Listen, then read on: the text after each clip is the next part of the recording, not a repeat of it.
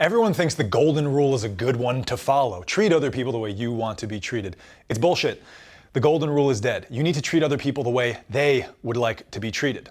There are 4 ways that you can intentionally earn trust, which are absolutely crucial towards establishing long-term, sustainable business relationships and personal ones. The first one is establishing your propriety. Propriety means look, walk, talk, sound, act the part. Do you seem like the kind of person who would be earning a lot of money helping people solve high-level problems? The second one is establishing commonality. What do you two have in common? How are you demonstrating that they can relate to you and you're the kind of person they would either want to be around or be more like?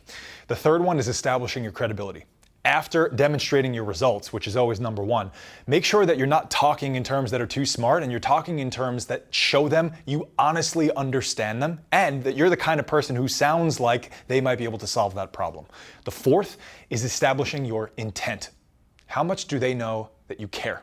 How much can they see that their well-being is the thing that you are most focused on solving for? Remember, it's not about you, it's about them.